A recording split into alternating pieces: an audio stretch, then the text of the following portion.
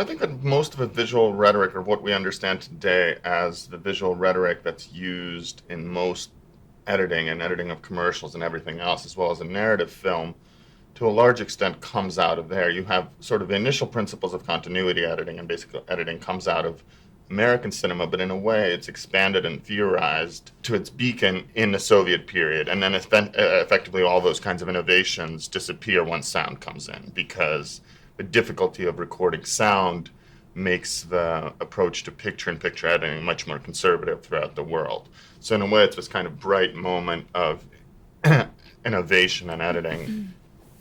Right. So before 1920s, before this Soviet avant-garde came along, cinema was more or less like a filmed theater. And of course, in the United States, D.W. Griffith was exploring continuity editing, the power of close-up, the power of parallel editing, where, let's say, in a chase scene, you cut between the person who flees and the person who is following, right? And that builds energy and dynamism of the scene.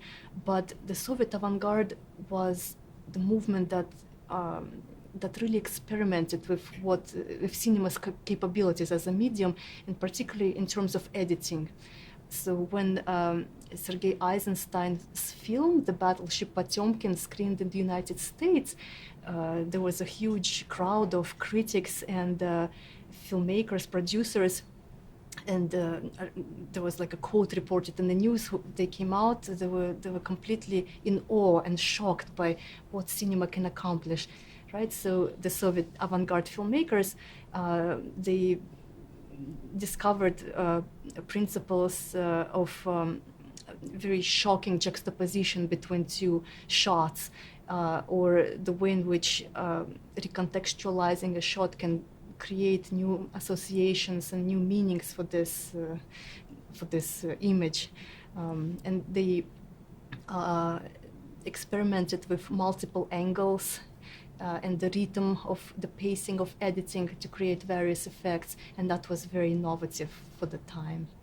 And I mean, basically, like the adrenaline rush that you can get from watching, Marvel movies or action hero movies, a lot of those kinds of tricks for injecting that kind of vibrancy and that kind of dynamism really comes out of these montage experiments that Anna was just describing.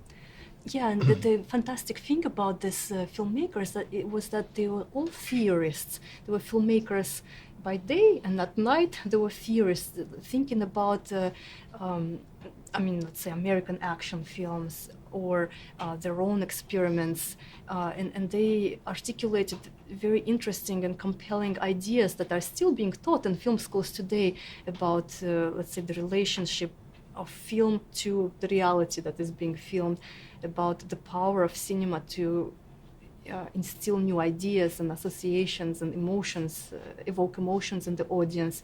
They thought about many things, about how this medium works and how to use it